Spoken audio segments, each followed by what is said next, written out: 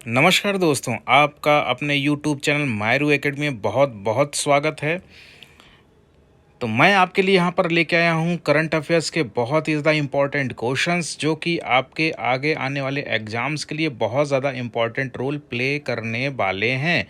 तो वीडियो को बिना स्किप किए हुए ध्यान से देखिएगा। चलिए बढ़ते हैं पहले क्वेश्चन की तरफ। पहला क्वेश्चन हमारा क्या कहता है कि हाल ही में किस राज्य सरकार ने गंधमर्दन हिल रेंज को बायोडायवर्सिटी हेरिटेज साइट घोषित किया है। यानी कि कौन सी ऐसी राज्य सरकार है, यानी कि किस राज्य ने गंधमर्दन हिल रेंज को बायोडायवर्सिटी हेरिटेज साइट घोषित किया है। तो वो कौन सा राज्य है? वो है आपका ओडिशा। यानी कि ओडिशा ने अभी गंधमर्दन हिल रेंज को बायोडायवर्सिटी हेरिटेज साइट घोषित किया है। तो ये आपका इंपॉर्टेंट क्वेश्चन यहाँ पे बनता है।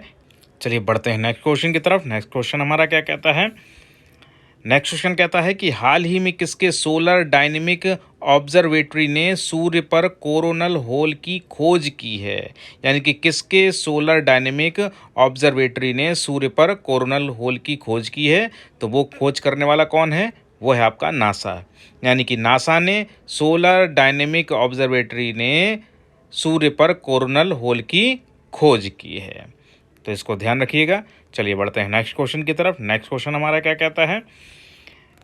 नेक्स्ट क्वेश्चन कहता है कि हाल ही में महिला विश्व मुक्केबाजी चैंपियनशिप 48 किलोग्राम भार वर्ग में किसने पहला स्वर्ण पदक जीता।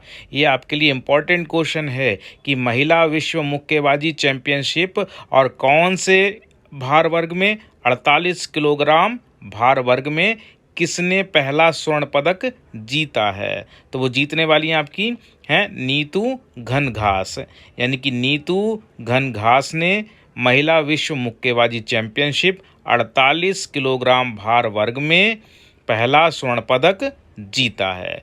तो मैंने यहाँ पे उनका पिक भी लगा रखा है, इस पिक को आप देख सकते हैं। तो ये है आपकी नीतू घनघास जिन्होंने 48 किलोग्राम भार वर्ग में स्वर्ण पदक जीता है। चलिए बढ़ते हैं नेक्स्ट क्वेश्चन की तरफ। नेक्स्ट क्वेश्चन हमारा क्या कहता है कि हाल ही में महिला विश्व मुक्केबाजी चैंपियनशिप 81 किलोग्राम भार वर्ग में किसने दूसरा स्वर्ण पदक जीता है। ये भी आपके लिए इंपॉर्टेंट क्वेश्चन बनता है कि पहला क्वेश्चन जीतने वाली कौन थी? नीतू घनघास। और 81 वर्ग किलोग्राम भार वर्ग में किसको दूसरा स्वर्ण पदक मिला है? तो वो है आपकी स्वीटी बूरा को। यानी कि स्वीटी बूरा को महिला विश्व मुक्केबाजी चैंपियनशिप 81 किलोग्राम भार वर्ग में दूसरा स्वर्ण पदक जीता है। तो ये आपकी स्वीटी बूरा हैं, इनका मैंने पिक लगा रखा है, इसको आप देख सकते हैं। चलिए बढ़ते हैं नेक्स्ट क्वेश्चन की तरफ। नेक्स्ट क्वेश्चन हमारा क्या कहता है कि हाल ही में कृषि मंत्री नरेंद्र सिंह तोमर ने राष्ट्रीय फसल बीमा पोर्टल के तहत किस एक नए प्लेटफॉर्म को लॉन्च किया है। यानी कि जो आपके कृषि मंत्री हैं नरेंद्र सिंह तोमर, उन्होंने राष्ट्रीय फसल बीमा पोर्टल के तहत किस एक नए प्लेटफॉर्म को लॉन्च किया है। तो वो है आपका डिजी क्लेम। यानी कि जो आपके कृषि मंत्री नरेंद्र सिंह तोमर हैं, उन्होंने डिजी क्लेम प्लेटफॉर्म को लॉन्च किया है। और किसके तहत है? ये राष्ट्रीय फसल बीमा पोर्टल के तहत है।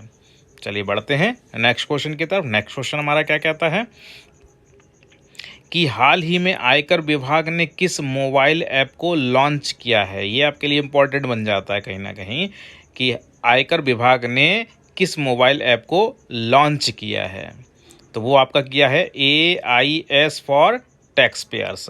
और AIS की फुल फॉर्म क्या है? Annual information statement. तो इसको याद रखिएगा कि AIS फॉर टैक्स पेयर जो ऐप है वो लॉन्च किया गया है आपके आयकर विभाग के द्वारा, जिसमें AIS की फुल फॉर्म क्या है? Annual information statement. इसको याद रखिएगा।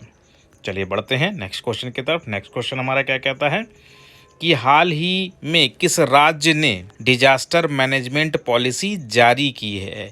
यानी कि किस राज्य के द्वारा डिजास्टर मैनेजमेंट पॉलिसी जारी की गई है। तो वो आपका है तमिलनाडु। यानी कि तमिलनाडु के द्वारा डिजास्टर मैनेजमेंट पॉलिसी जारी की गई है। चलिए बढ़ते हैं नेक्स्ट क्वेश्चन की तरफ। नेक्स्ट क्वेश्चन हमारा क्या कहता है कि हाल ही में किस देश ने national hydro electric power corporation यानी कि NHPC को सेती नदी जल विद्युत परियोजना का अध्ययन करने की अनुमति दी है। ये इंपॉर्टेंट क्वेश्चन है आपके लिए कि national hydro electric power corporation, जिसको शॉर्ट में हम NHPC के नाम से भी जानते हैं, को सेती नदी जल विद्युत परियोजना का अध्ययन करने की अनुमति दी है। तो कौन सा देश है जिसने की अनुमति दी है? वो है आपका नेपाल। यानी कि नेपाल ने national hydro electric power corporation को सेती नदी जल विद्युत परियोजना का अध्ययन करने की अनुमति दी है। चलिए बढ़ते हैं नेक्स्ट क्वेश्चन की तरफ। नेक्स्ट क्वेश्चन हमारा क्या कहता है कि हाल ही में वार एंड वुमेन बुक किसने लिखी है? यानी कि वार एंड वुमेन बुक के लेखक कौन हैं? तो वो हैं आपके डॉक्टर M.A. हसन। यानी कि डॉक्टर M.A. हसन के द्वारा वार एंड वुमेन बुक जो है वो लिखी गई है। तो यहाँ पे मैंने बुक का पिक भी लगा रखा है जिसको आप देख सकते हैं। और किसके द्वारा लिखी गई है ये war and women? Doctor M.A. Hasan के द्वारा। चलिए बढ़ते हैं नेक्स्ट क्वेश्चन की तरफ। नेक्स्ट क्वेश्चन हमारा क्या कहता है कि हाल ही में रूस ने किस देश में परमाणु हथियार तैनात करने की घोषणा की है? यानी कि रूस ने किस देश में परमाणु हथियार तैनात करने की घोषणा की है? तो वो की गई है आपके बेलारूस में। यानी कि बेलारूस में रूस ने परमाणु हथियार तैनात करने की घोषणा की है। और बेलारूस भी कहीं ना कहीं एक पार्ट हुआ करता था आपके रूस का, तो इसको याद रखिएगा। चलिए बढ़ते हैं नेक्स्ट क्वेश्चन की तरफ। नेक्स्ट क्वेश्चन हमारा क्या कहता है कि हाल ही में किसने अरावली ग्रीन वॉल परियोजना का शुभारंभ किया है? यानी कि किसके द्वारा अरावली ग्रीन वॉल परियोजना का शुभारंभ किया गया है? तो वो है आपके भूपेंद्र यादव। यानी कि भूपेंद्र यादव के द्वारा अरावली ग्रीन वॉल परियोजना का शुभारंभ किया गया है। तो इसको याद रखिएगा क्योंकि परियोजना जो हैं कहीं ना कहीं हमारे लिए बहुत ज़्यादा इम्पोर्टेंट होती हैं, तो इनको याद रखिएगा। चलिए बढ़ते हैं नेक्स्ट क्वेश्चन की तरफ। नेक्स्ट क्वेश्चन हमारा क्या कहता है कि हाल ही में केंद्रीय मंत्री भूपेंद्र यादव और गोवा के मुख्यमंत्री प्रमोद सावंत ने किस अभियान का शुभारंभ किया है? यानी कि जो केंद्रीय मंत्री भूपेंद्र यादव हैं और गोवा के मुख्यमंत्री प्रमोद सावंत के द्वारा किस अभियान का शुभारंभ किया गया है? तो वो किया गया आपका आर्द्रभूमि बचाओ अभियान। यानी कि आर्द्रभूमि बचाओ अभियान का शुभारंभ केंद्रीय मंत्री भूपेंद्र यादव और गोवा के मुख्यमंत्री प्रमोद सावंत के द्वारा किया गया है। और ये याद रखिएगा कि गोवा के मुख्यमंत्री कौन है? वो प्रमोद सावंत हैं। चलिए बढ़ते हैं नेक्स्ट क्वेश्चन की तरफ। नेक्स्ट क्वेश्चन हमारा क्या कहता है कि हाल ही में किसे Asian hockey federation athlete ambassador के रूप में नियुक्त किया गया है? यानी कि किसको Asian hockey federation athlete ambassador के रूप में नियुक्त किया गया है?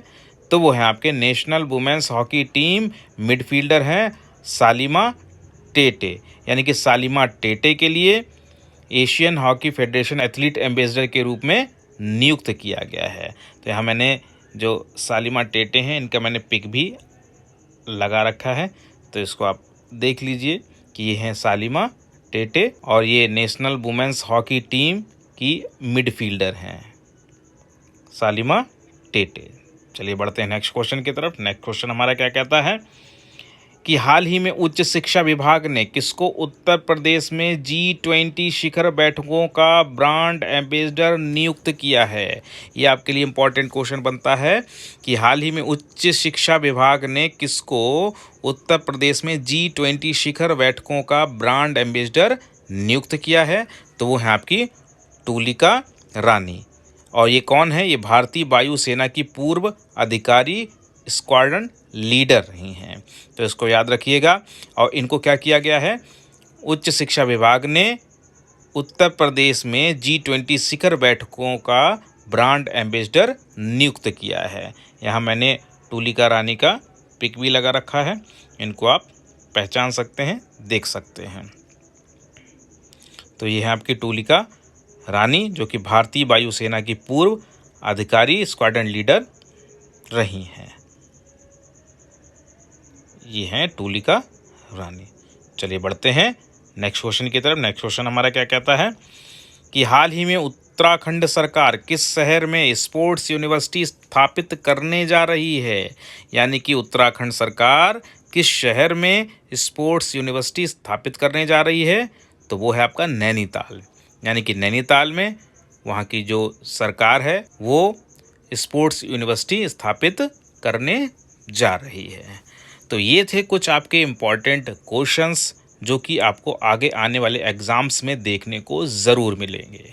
तो इनको बार बार दोहराते रहिए, वीडियो को देखते रहिए और ऐसे ही अपने ज्ञान को अपडेट करते रहिए। वीडियो अगर अच्छी लगी हो तो इसको लाइक करें, चैनल को सब्सक्राइब करें और शेयर भी करें।